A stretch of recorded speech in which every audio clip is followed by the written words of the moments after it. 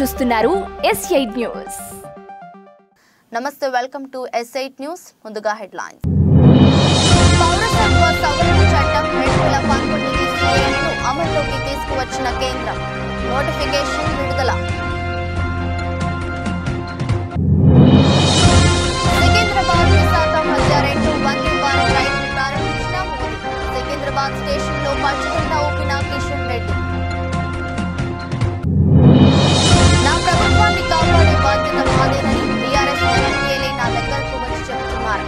సంచలన వ్యాఖ్యలు చేసిన సీఎం రేవంత్ రెడ్డి. శత్రు భయంకర అగ్ని 5 క్షిపణి ప్రయోగం విజయవంతం, గర్విస్తున్నామన్న ప్రధాని మోదీ. రిపబ్లిక్ పార్టీ తరఫున మరోసారి అధ్యక్ష బరిలోకి డొనాల్డ్ ట్రంప్. క్యాపిటల్ భవనంపై దాడిలో అరెస్ట్ అయిన వారిని విడిపిస్తానన్న మాజీ అధ్యక్షుడు. లాభాలతో ప్రారంభమైన స్టాక్ మార్కెట్, లాభాల్లో టీసీఎస్, టెక్ మహీంద్రా, ఇన్ఫోసిస్, మారుతి షేర్లు. వచ్చే నవంబర్లో జరగనున్న అమెరికా అధ్యక్ష ఎన్నికల్లో రిపబ్లిక్ పార్టీ తరపున మరోసారి అధ్యక్ష అభ్యర్థిగా మాజీ అధ్యక్షుడు డొనాల్డ్ ట్రంప్ బరిలోకి దిగనున్నారు. అయితే తాజాగా ట్రంప్ సంచలన వ్యాఖ్యలు చేశారు. ఒకవేళ ఈసారి తాను అధ్యక్షుడిగా ఎన్నికైతే మొదట చేసే పనిలో 2021లో క్యాపిటల్ భవనంపై జరిగిన దాడిలో అరెస్ట్ అయి జైలుకెళ్లిన వారిని విడిపించడం ఉంటుందని తెలిపారు. ఈ సందర్భంగా జైలులో శిక్ష అనుభవిస్తున్న వారిని ఆయన బందీలుగా పేర్కొన్నారు. సరిహద్దులను మూసివేయడం, అన్యాయంగా జైల్లో పెట్టిన జనవరి 6 బందీలను విడిపించడం మీ తదుపరి అధ్యక్షుడిగా నేను తీసుకునే తొలి నిర్ణయాలు అని తన ట్రూత్ సోషల్ మీడియా పోస్టు పెట్టారు. తీవ్ర వ్యతిరేకతలు ఉన్నప్పటికీ పౌరసత్వ సవరణ చట్టం 2019ను కేంద్ర ప్రభుత్వం అమల్లోకి తీసుకువచ్చింది. ఈ మేరకు కేంద్ర హోంమంత్రిత్వ శాఖ నేడు CAA అమలుపై నోటిఫికేషన్ విడుదల చేస్తుంది. ఈ చట్టం ప్రకారం పొరుగు దేశాలైన బంగ్లాదేశ్, పాకిస్తాన్, ఆఫ్ఘనిస్తాన్ల నుంచి ముస్లిమేతరులు వలస వస్తే వారి వద్ద సరైన పత్రాలు లేకపోయినా భారతదేశ పౌరసత్వం ఇచ్చేందుకు CAA ఉపయోగపడుతుంది. 2014 డిసెంబర్ 31కి ముందు ఈ 3 దేశాల నుంచి భారత్లో ప్రవేశించిన హిందువులు, సిక్కులు, బౌద్ధులు, క్రైస్తవులు, పార్సీలు, జైనులు భారత పౌరసత్వం పొందేందుకు CAA ఉపకరిస్తుంది. 2019లో CAA చట్టం తీసుకువచ్చారు. పార్లమెంటులో దీనిపై విపక్షాలు తీవ్ర స్థాయిలో నిరసనలు వ్యక్తం చేశాయి. ఉభయ సభల్లో బీజేపీకి ఉన్న బలం దృష్ట్యా CAAకి పార్లమెంట్ ఆమోదం లభించడంతో రాష్ట్రపతి కూడా రాజముద్ర వేశారు. భారత్ రక్షణ రంగ చరిత్రలో అరుదైన ఘట్టం నమోదైంది. అగ్ని 5 క్షిపణ ప్రయోగం విజయవంతమైంది. ఈ క్షిపణిని పూర్తి దేశీయంగా అభివృద్ధి చేశారు. దీన్ని మొదటిసారిగా గాల్లోకి పంపగా అంచనాలను అందుకుంటూ DRDO శాస్త్రవేత్తలను ఆనందానికి గురిచేసింది. ఈ ప్రాజెక్టును మిషన్ దివ్యాస్త్రంగా పేర్కొంటుంది. అగ్ని 5 క్షిపణిలో multiple independently targetable reentry vehicle technology వినియోగించారు. MIRV టెక్నాలజీతో రూపొందించిన క్షిపణిని ఒక్కసారి ప్రయోగించాక అందులోని వార్ హెడ్ పలు శాఖలుగా విడిపోయి అత్యంత ఖచ్చితత్వంతో లక్ష్యాన్ని పూర్తిగా నాశనం చేస్తుంది. మొట్టమొదటి ప్రయోగం విజయవంతమైన నేపథ్యంలో ప్రధాని నరేంద్ర మోదీ DRDO సైంటిస్టులను అభినందించారు. DRDO శాస్త్రవేత్తలు చేపట్టిన మిషన్ దివ్యాస్త్ర పట్ల గర్విస్తున్నానని తెలిపారు. సికింద్రాబాద్ విశాఖ మధ్య 2 వందే భారత్ రైలును ప్రధాని మోదీ ప్రారంభించారు. ప్రధాని మోదీ వర్చువల్ గా రైలును ప్రారంభించగా సికింద్రాబాద్ ప్లాట్ఫామ్ నెంబర్ 10పై వందే భారత్ రైలుకు కేంద్ర మంత్రి కిషన్ రెడ్డి, రైల్వే ఉన్నతాధికారులు పచ్చజెండా ఊపారు. ఈ నెల 12న ఈ రైలు ప్రయాణికులకు అందుబాటులోకి రానుంది. వారానికి 6 రోజుల పాటు ఈ రైలు 2 రాష్ట్రాల మధ్య పరుగులు పెట్టనుంది. గురువారం నాడు ఈ రైలు నడవదు. వరంగల్, ఖమ్మం, విజయవాడ, రాజమండ్రి, సామర్లకోట రైల్వే స్టేషన్లలో రైలు ఆగుతుంది. మొత్తం 530 మంది ప్రయాణికులు ఈ రైల్లో ప్రయాణించవచ్చు. 2 తెలుగు రాష్ట్రాల మధ్య నడుస్తున్న 3వ వందే భారత్ రైలు ఇది. సికింద్రాబాద్, వైజాగ్ మధ్య 2 రైలు కాగా మరొకటి సికింద్రాబాద్, తిరుపతి మధ్య తిరుగుతోంది. కాపు సామాజిక వర్గానికి చెందిన వారంతా ప్రజాశాంతి పార్టీలో చేరాలని ఆ పార్టీ అధ్యక్షుడు KA పాల్ పిలుపునిచ్చారు. కాపు నేత ముద్రగడ పద్మనాభంను తమ పార్టీలోకి ఆహ్వానించడం పలుకుతున్నామని తెలిపారు. ముద్రగడ ఆలోచించి నిర్ణయం తీసుకోవాలని తెలిపారు. ఉండవల్లిలో చంద్రబాబు ఇంటి ముందు నుంచి తన కారులో వెళ్తూ అక్కడ తన వాహనాన్ని ఆపారు. ఆ సమయంలో చంద్రబాబు, కేంద్ర మంత్రి షేకావత్, జనసేనాని పవన్ కళ్యాణ్లు చర్చలు జరుపుతున్నారు. ఈ సమయంలో చంద్రబాబు ఇంటి ముందు పాల్ కాసేపు హల్చల్ చేశారు. పాల్ రావాలి, పాలన మారాలి అంటూ నినాదాలు చేశారు.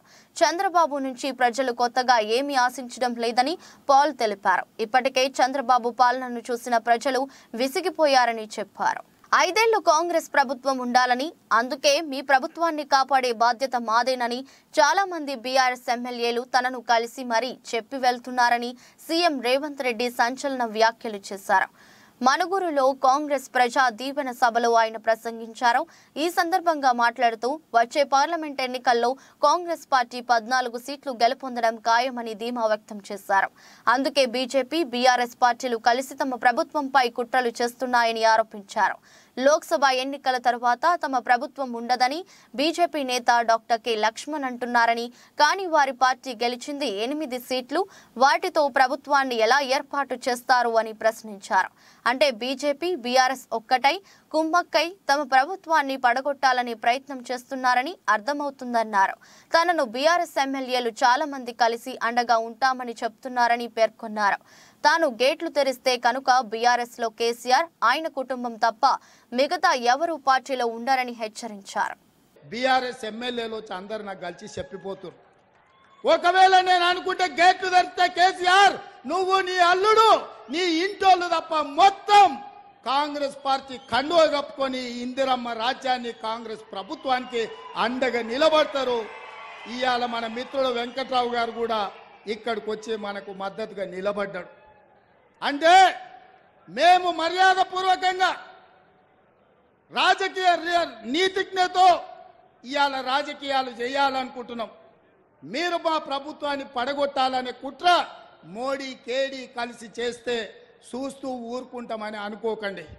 మాకు తెలుసు, లోతు తెలుసు, ఎత్తు తెలుసు, పెడితే ఎక్కడికి వెళ్ళుద్దో కూడా తెలుసు బిడ్డ. మాకు అనుకుంటురేమో మీరు అల్లా తప్పకు వచ్చిండు, అయ్య పేరు చెప్పుకుండాని. బిడ్డ నల్లమల నుంచి తొక్కుకుంట ప్రగతి భవన్ లో బద్దలు కొట్టి నిన్ను బజార్లకు ఇడిచి ఇందిరమ్మ రాజ్యం, కాంగ్రెస్ ప్రభుత్వాన్ని తీసుకొచ్చినాం. అందుకే చివరిగా ఒక్క మాట చెప్పదలుచుకున్నా, మాతో గోక్కోవద్దు బిడ్డ, గోక్కున్నాడు ఎవడు బాగుపడాలి. చాలా మంది ఇట్లా అనుకున్నారు. సత్యసాయి జిల్లా మడకసిర నియోజకవర్గం తెలుగుదేశం పార్టీ కార్యాలయం నందు డాక్టర్ సునీల్ కుమార్ మాట్లాడుతూ రాష్ట్రంలో నెలకొన్న క్లిష్ట పరిస్థితుల ఆధారంగా అధినేత చంద్రబాబు నాయుడు పొత్తు నిర్ణయం తీసుకున్నారు. వైసీపీ నిరంకుశ పాలనను తుదముట్టించేందుకు బీజేపీ, టీడీపీ, జేఎస్పీ కలిసి పోటీ చేయనున్నాయి. జగన్ రెడ్డి పాలనలో ఆంధ్రప్రదేశ్ ఆర్థిక సంక్షోభంలోకి నెట్టబడింది. అప్పులాంధ్రప్రదేశ్ గా మార్చింది ఈ జగన్ రెడ్డి ప్రభుత్వం. కులంతో సంబంధం లేకుండా బీసీలు, ఎస్సీ, ఎస్టీలపై దాడులు జగన్ రెడ్డి ప్రభుత్వంలో జరిగాయి. వైసీపీ పాలనలో ప్రభుత్వం అంటే కేవలం జగన్ రెడ్డి, విజయసాయి రెడ్డి, సజ్జల రామకృష్ణారెడ్డి, ధనుంజయ రెడ్డిగా మారింది.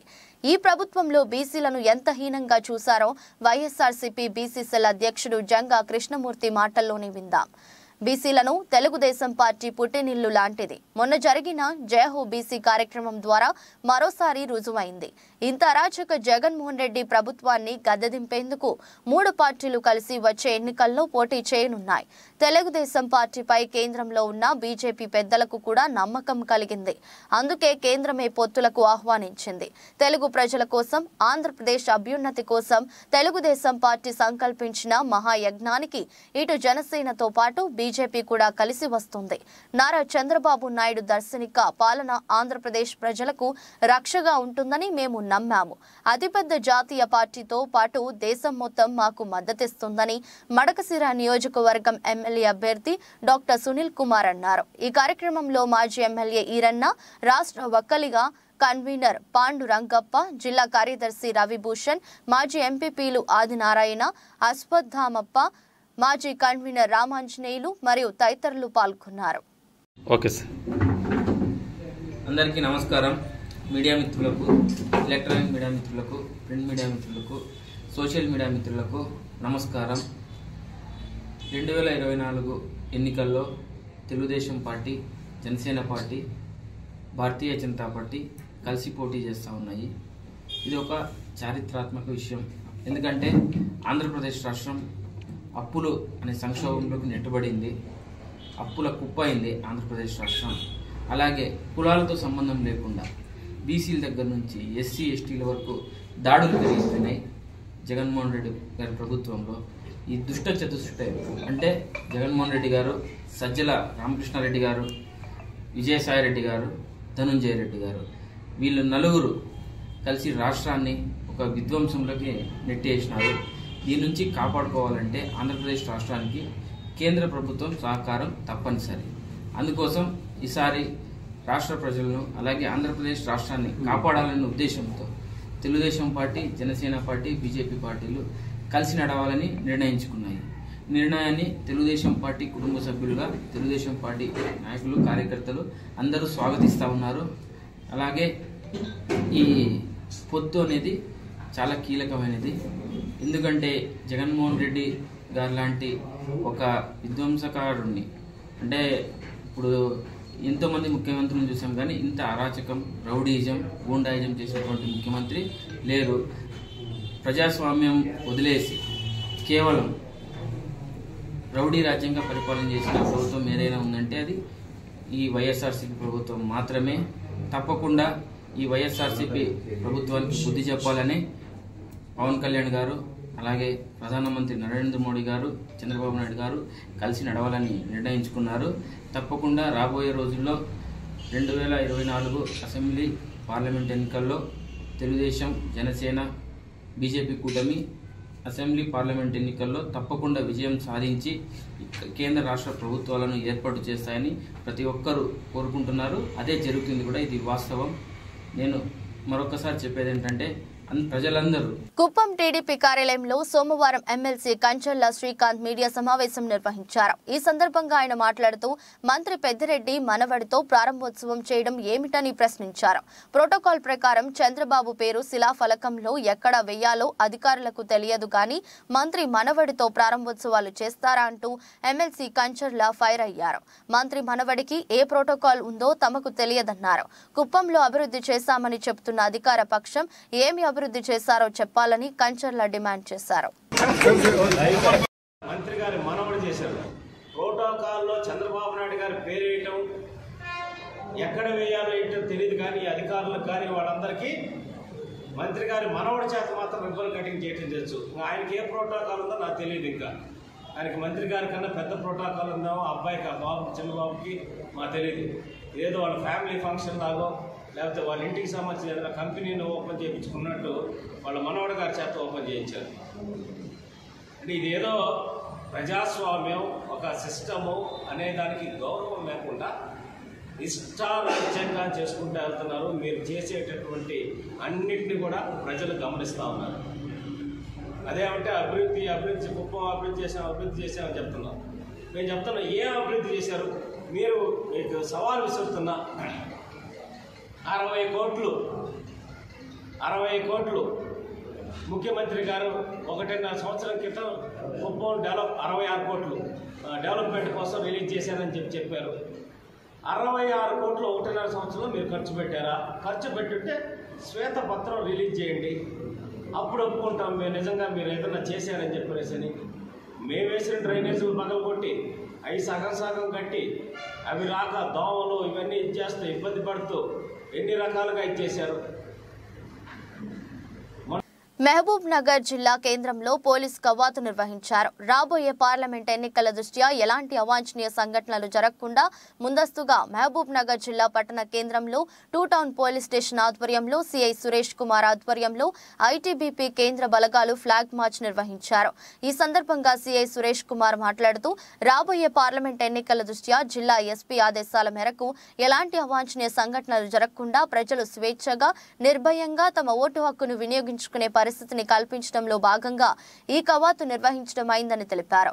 ఈ కార్యక్రమంలో మహబూబ్ నగర్ ఎస్ఐ డి స్వామి, పోలీసులు తదితరులు పాల్గొన్నారు.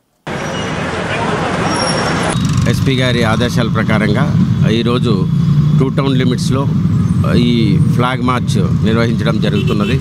ఇందులో భాగంగా ఎలక్షన్స్లో 2024 ఎలక్షన్స్ సజావుగా జరిగేదానికి ప్రజల్లో మన చైతన్యపరిచి వాళ్ళు తమ ఓటు హక్కును భయభ్రాంతులకు గురి కాకుండా సద్వినియోగం చేసుకునేదానికి ఉపయోగపడే విధంగా ఈ ఫ్లాగ్ మార్చ్ నిర్వహించడం జరుగుతున్నది. Thank you. వినుకొండ పట్టణంలోని వైఎస్ఆర్ కాంగ్రెస్ పార్టీ కార్యాలయం నందు వినుకొండ శాసనసభ్యులు బొల్లా బ్రహ్మనాయుడు ఆధ్వర్యంలో వైఎస్ఆర్ కాంగ్రెస్ పార్టీ ఆవిర్భావ దినోత్సవ వేడుకలు ఘనంగా జరిగాయి. ఎమ్మెల్యే కార్యాలయం ముందు వైఎస్ఆర్ కాంగ్రెస్ పార్టీ జెండాను ఎగురవేసి అనంతరం దివంగత నేత వైఎస్ రాజశేఖర రెడ్డి విగ్రహానికి పూలమాలలు వేసి ఘనంగా నివాళులర్పించారు. శాసనసభ్యులు బొల్లా బ్రహ్మనాయుడు అనంతరం కార్యకర్తలతో కలిసి కేక్ కట్ చేసి సంబరాలు జరుపుకొని మీడియాతో మాట్లాడారు. ఏమేస్తారో నీకు బాగా తెలుసు. ఇక్కడ ఎక్కడ ఏముందో ఎక్కడ ఏమి లేదో ప్రజలు చూస్తున్నారు. ఈ నియోజకవర్గం నుంచి 350 బస్సులు వెళ్ళి నువ్వు లెక్క చూసుకో. నీలాగా డబ్బులు ఇచ్చే తీసుకెళ్లినటువంటి పరిస్థితి కాదు. స్వచ్ఛంగా, నికాలస్సుగా, నిబద్ధతగా, ప్రేమతో జగన్మోహన్ రెడ్డి గారికి ప్రేమతో వచ్చారు. ప్రేమతో, ఆదరణతో ఈనకొండ నియోజకవర్గం పూర్తి స్థాయిలో మీరు అది చూసి ఇక్కడ మీకు వణికి అక్కడ మాట్లాడుతున్నారు. మేము మంత్రి అవుతాం అని చెప్తుండు. ఆ వైశాస్త్రి మీ సంగతి చూస్తాం, మీ వ్యాపారాలు ఎట్ట చేస్తారో అని చెప్తుండు. వైశాస్త్రి అందరినీ బెదిరిస్తుండు, వ్యాపార వర్గాలను బెదిరిస్తుండు. మీరు రాకపోతే మీ సంగతి చూస్తాను, నేనే మంత్రిని అవుతాను అంటుండు. ఏడా నువ్వు మంత్రి? ఏడా నీ మంత్రి కాదు, నువ్వు మంత్రి కాదు, నువ్వు ముఖ్యమంత్రి కాదు. ఆ స్థాయి కదా నీదని నువ్వు అనుకుంటున్నావు. నీది అక్రమంగా నిల్వ ఉంచిన మందులతో పాటు తేదీ దాటిన మందులు విక్రయిస్తున్న ఔషధ దుకాణాలపై డ్రగ్స్ అధికారులు సూర్యాపేట జిల్లా కోదాడ పట్టణంలో దాడులు చేపట్టారు. 4 బృందాలుగా ఏర్పడిన అధికారులు పలు దుకాణాలు, ఆసుపత్రుల్లో ఏకకాలంలో సోదాలు నిర్వహించారు. అక్రమంగా నిల్వ ఉంచిన తేదీ దాటిన 33.68 లక్షల విలువైన మందులను అధికారులు సీజ్ చేశారు. భారీ మొత్తంలో మందులు పట్టుబడటంతో కోదాడలో చర్చనీయాంశంగా మారింది. డ్రగ్స్ విజిలెన్స్ అధికారులు విలేకరులతో మాట్లాడుతూ లైసెన్స్ లేకుండా మందులను నిల్వ ఉంచిన గోడౌన్లను సీజ్ చేశామన్నారు. నిబంధనలు అతిక్రమించే మెడికల్ షాప్స్, ఆసుపత్రులపై కఠిన చర్యలు తీసుకుంటామని, స్వాధీనం చేసుకున్న డ్రగ్స్ ను కలెక్టర్ కార్యాలయంకు తరలిస్తామన్నారు. ఈరోజు గౌరవ డీజీ గారు కమలాసన్ రెడ్డి గారి ఆదేశాల మేరకు మరియు మా డిప్యూటీ డైరెక్టర్ రాజవర్ధనాచారి గారి ఆదేశాల మేరకు 2 అసిస్టెంట్ డైరెక్టర్లు మరియు 6 డ్రగ్స్ ఇన్స్పెక్టర్ల సమక్షంలో ఈరోజు కోదాడలో జాయింట్ రైడ్స్ నిర్వహించడం జరిగింది. దీనిలో దాదాపు 33 లక్షల చిల్లుకు విలువ కలిగినటువంటి డ్రగ్స్ని సీజ్ చేయడం జరిగింది. దీంట్లో కొన్ని ఎక్స్పైరీ మందులు, తర్వాత కొన్ని నిల్వ ఉంచినటువంటి మందులు, గోడౌన్లో నిల్వ ఉంచిన మందులను మేము సీజ్ చేశాము. ఈరోజు వీటిని రేపు కోర్టులో హాజరుపరిచి తదుపరి చర్యలు మేము తీసుకోగలుగుతాం. దీని మీద అంటే దాన్ని మందు ఎలా గుర్తు చేశారు? అంటే ఎక్స్పైరీ డేట్ అయిపోయిందా లేకపోతే అంటే వీళ్ళకు ఇక్కడ నిల్వ చేసుకోవడానికి కావాల్సినటువంటి ఎటువంటి అధికార పత్రాలు అంటే డ్రగ్ లైసెన్స్ లేవు. డ్రగ్ లైసెన్స్ లేకుండా వీళ్ళు నిల్వ ఉంచుకున్నారు. సో దాన్ని మేము డ్రగ్ లైసెన్స్ లేదు కాబట్టి వాటిని మేము సీజ్ చేసాము ఈరోజు. తేదీ దాటిపోయిన మందులు ఏమన్నా? అవునండి, ఇందులో తేదీ దాటిపోయిన మందులు, ఎక్స్పైరీ మందులు కూడా ఉన్నాయి. దీంట్లో చాలా వరకు ఎక్స్పైరీ మందులు ఒక 40% వరకు ఉన్నాయి. దాన్ని కూడా మేము సీజ్ చేసాం. వాటిని కూడా మేము కోర్టులో 4 ప్రదేశాల్లో చేసాం సార్. ఇక్కడ ఒక హాస్పిటల్ కూడా ఉంది. హాస్పిటల్లో తర్వాత గోడౌన్స్లలో కూడా మేము వాటిపైన సీజ్ చేసాం. ఒక 4-5 రోజుల క్రితం అంటే అది కూడా ఒక భాగము, కానీ దాంట్లో పాటు ఇవి కూడా ఎక్స్ట్రా చేసామంట. అంటే మా సార్ ఆదేశాల మేరకు వాటిపైన చేసామన్నమాట. ఇవన్నీ ఎలాంటి చర్యలు ఉండబోతున్నాయి? వీటిని ఖచ్చితంగా మేము కోర్టులో హాజరుపరుస్తాము. వీటికి కోర్టులో ఇంటిమేషన్ ఇచ్చిన తర్వాత further action as per drugs and cosmetic act 1940 and rules ప్రకారం యాక్షన్ ఉంటుంది దీని మీద ఖచ్చితంగా. నాగర్ కర్నూలు ప్రభుత్వ జనరల్ ఆసుపత్రిలో గత 7 సంవత్సరాలుగా వెట్టి చాకరీకి గురవుతున్న శానిటేషన్, పేషెంట్ కేర్, సెక్యూరిటీ కార్మికులు జీవో నెంబర్ 60 ప్రకారం కొత్త వేతనాలు తక్షణమే అమలు చేయాలని, కార్మికుల జీతాల చెల్లింపులో భారీ అక్రమాలకు, అవినీతికి పాల్పడుతున్న ప్రస్తుత ఎస్ఎస్సి ఏజెన్సీని బ్లాక్ లిస్టులో పెట్టి రద్దు చేయాలని, ఆకలి కోస తీర్చాలని సోమవారం ఉదయం 7 గంటల నుండే విధులు బహిష్కరించి నిరవధిక సమ్మెకు దిగారు. వైద్య శాఖ అధికారులు, పోలీసులతో కార్మికులు కార్మికుల సమ్మెను విచ్ఛిన్నం చేసేందుకు ప్రయత్నిస్తే కార్మికుల బగ్గుమని సమ్మెను ఉధృతంగా కొనసాగించారు.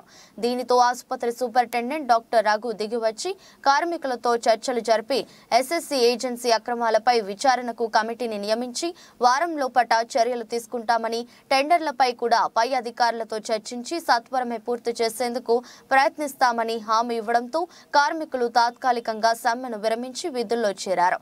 ఈ కార్యక్రమంలో ఏఐటియుసి జిల్లా ప్రధాన కార్యదర్శి మారేడు శివశంకర్, జిల్లా నాయకులు బాలపీరు శ్రీనివాస్, ఏఐఎస్ఎఫ్ జిల్లా అధ్యక్షులు ఏ మధుగౌడ్, ఆసుపత్రి కార్మికులు బాలకిష్టమ్మ, రంజాన్ బి, బాలమణి, రాధా, అజ్మీరా, గౌరమ్మ, హేశ్వరి, మನೆమ్మ, సంతోషమ్మ, నాగమణి, మహేశ్వరి, అలివేల, బురాన్ బి, మన్నెమ్మ, రేణుక, జ్యోతి, బాలకృష్ణ, యాదగిరి, రాజు, పెద్ద నిరంజన్, జమీర్, వెంకటేష్, రఘు, ఖలీల్ తదితరులు పాల్గొన్నారు.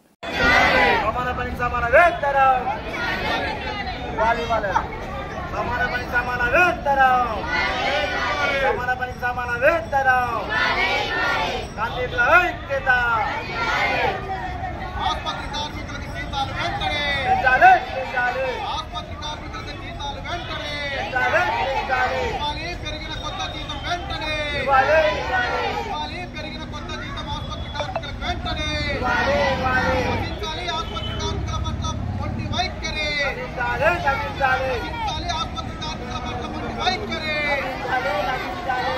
జీతాలు పెంచే వరకు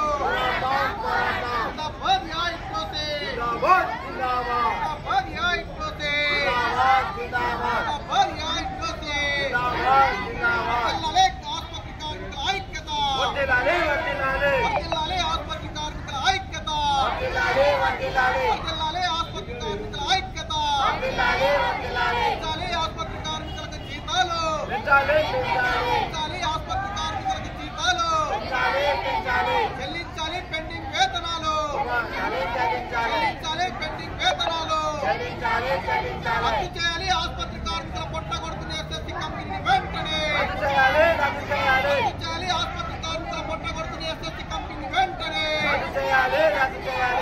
వేతనాలు పెంచే వరకు, ఆసుపత్రి కార్మికులకు జీతాలు పెంచే వరకు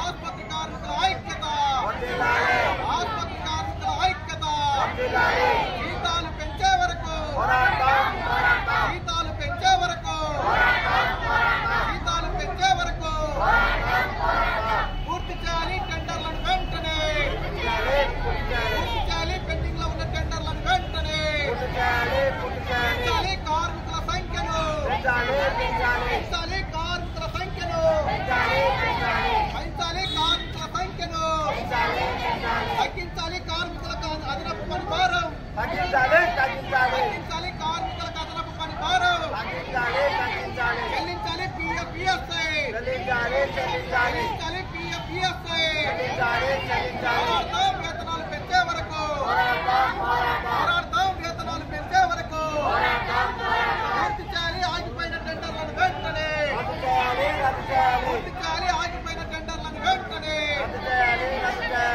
సిగ్గు ఆసుపత్రి కార్మికుల పొట్ట కొట్టడు, సిగ్గు ఆసుపత్రి కార్మికుల పొట్ట కొట్టడు,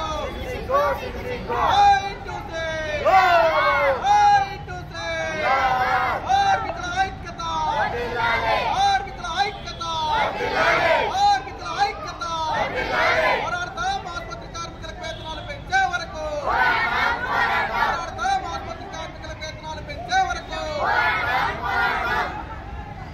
భద్రాద్రి కొత్తగూడెం జిల్లా బూర్గంపాడు మండలం ప్రజలకు తెలంగాణ రాష్ట్ర ప్రభుత్వం అందిస్తున్న జీరో కరెంటు బిల్లు కష్టాలు ఎదురవుతున్నాయి. ప్రజాపాలనలో ఇచ్చిన దరఖాస్తులు లోపాలు ఉన్నాయని, అందువల్లనే మరోసారి దరఖాస్తులు మండల ప్రజా పరిషత్ కార్యాలయంలో చేసుకోవాలంటూ అధికారులు చెబుతున్నారు. ఈ క్రమంలో మండలంలోని పలు ప్రాంతాలలో జీరో బిల్లు లభించకపోవడంతో లబ్ధిదారులు గత వారం రోజులుగా మండల ప్రజా పరిషత్ కార్యాలయం చుట్టూ ప్రదక్షిణలు చేస్తూ ఇబ్బందులు ఎదుర్కొంటూ ఉన్నారు. ఆనాడు ప్రభుత్వం ఆదేశాల మేరకు ప్రజాపాలనలు నమోదు చేసుకున్న తర్వాత విద్యుత్ శాఖ అధికారులు ఆన్లైన్లో నమోదు చేసిన జీరో బిల్లు బిల్లు వర్తించకపోవడంతో పేదవారు పలువురు ఇబ్బందులు ఆందోళన పడుతున్నారు.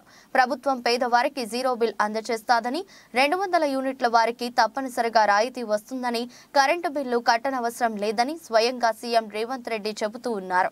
కానీ అధికారుల నిర్లక్ష్యం కారణంగా సామాన్యుడు నానా అవస్థలు పడవలసిన పరిస్థితి మండలంలో చోటు చేసుకుంటుంది. అధికారుల నిర్లక్ష్యం కారణంగా సామాన్యుడు కార్యాలయాల చుట్టూ ప్రదర్శన చేస్తూ మరోసారి నమోదు చేసుకోవాల్సిన పరిస్థితిని అధికారులు తీసుకువచ్చారు. అధికారుల నిర్లక్ష్యానికి నిదర్శనంగా ప్రస్తుతం మండలంలో ప్రజలు అధికారులు చుట్టూ కార్యాలయాల చుట్టూ తిరగాల్సిన పరిస్థితి ఏర్పడిందని పలువురు తమ అభిప్రాయం వ్యక్తం చేస్తున్నారు.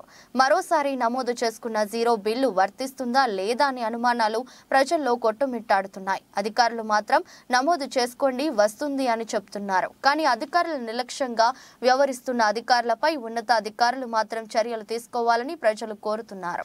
Warangal central zone DCP Mohammed బారీపై ఇంతేజార్ గంజ్ పోలీస్ స్టేషన్లో ఫిర్యాదు చేసిన జర్నలిస్టులు. ఎస్ఎన్ఎం క్లబ్ వద్ద అభివృద్ధి కార్యక్రమాలకు శంకుస్థాపన చేసిన పలు మంత్రుల కార్యక్రమంలో తూర్పు జర్నలిస్టులపై పరుష పదజాలంతో దూషించిన వరంగల్ సెంట్రల్ జోన్ డీసీపీ బారీపై చర్యలు తీసుకోవాలంటూ వరంగల్ పోలీస్ కమిషనరేట్ కార్యాలయంలో ప్రెస్ క్లబ్ బాధ్యులు, పలు జర్నలిస్టులు, సంఘాల నాయకులు సిపికి ఫిర్యాదు చేశారు. వరంగల్ నుండి హన్మకొండ ప్రెస్ క్లబ్ కి భారీగా తరలి వెళ్లిన తూర్పు జర్నలిస్టులు, ప్రెస్ క్లబ్ సభ్యులు నల్ల బ్యాడ్జీలతో డీసీపీ బారీకి వ్యతిరేకంగా జర్నలిస్టులకు బహిరంగంగా క్షమాపణ చెప్పాలని నిరసన తెలిపారు. వరంగల్ ప్రెస్ క్లబ్ నుండి 250 మంది జర్నలిస్టులతో కలిసి ర్యాలీగా తరలి వెళ్లి పోలీస్ కమిషనర్ కార్యాలయం వద్దకు చేరుకుని డీసీపీ బారీపై చర్యలు తీసుకోవాలని ప్రెస్ క్లబ్ బాధ్యులు, వివిధ సంఘాల యూనియన్ నాయకులు, పలు జర్నలిస్టులు పోలీస్ కమిషనర్ అంబర్ కిషోర్ కి మెమోరాండం అందజేశారు. ఈ విషయంపై స్పందించిన police commissioner Amber Kishore Jha union నాయకులు, పలు జర్నలిస్టు బృందాలతో కలిసి చర్చలు జరపగా సరిగా స్పందించకపోవడంతో జర్నలిస్టు నాయకులు సంతృప్తి చెందక సెంట్రల్ జోన్ డీసీపీ బారీపై ఇంతేజార్ గంజ్ పోలీస్ స్టేషన్లో ఫిర్యాదు చేశారు.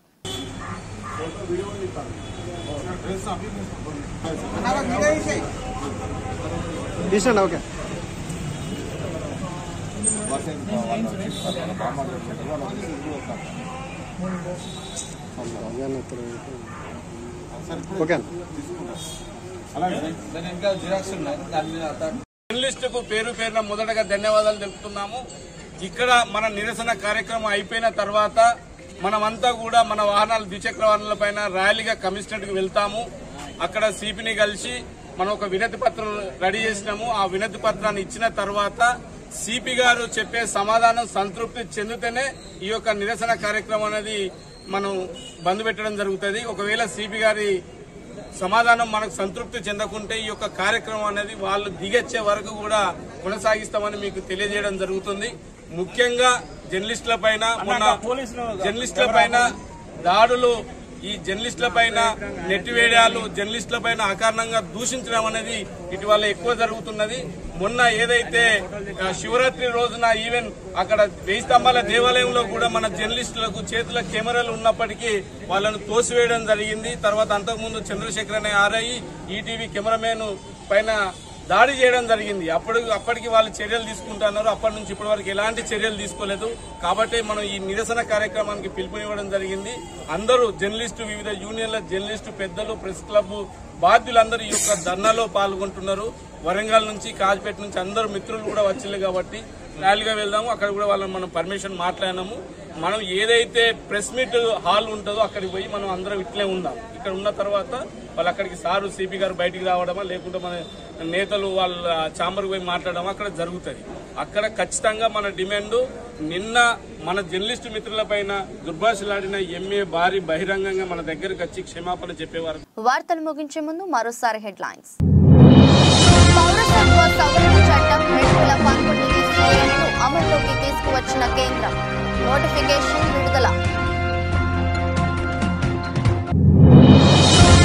సికింద్రాబాద్ విశాఖ మధ్య 2 వందే భారత్ రైళ్లు ప్రారంభించిన మోదీ. సికింద్రాబాద్ స్టేషన్లో పచ్చిజెండా ఊపిన కిషన్ రెడ్డి. నా ప్రభుత్వాన్ని కాపాడే బాధ్యత మాదేనని టీఆర్ఎస్ ఎమ్మెల్యేలే నా దగ్గరకు వచ్చి చెబుతున్నారు. సంచలన వ్యాఖ్యలు చేసిన సీఎం రేవంత్ రెడ్డి. శత్రు భయంకర అగ్ని 5 క్షిపణి ప్రయోగం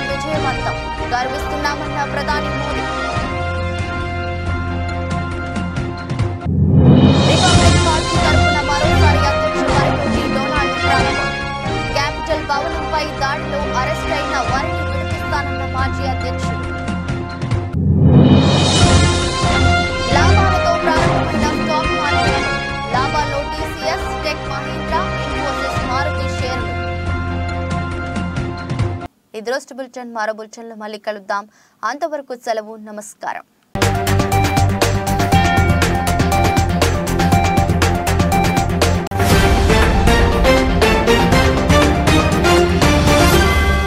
మీరు చూస్తున్నారు S8 న్యూస్.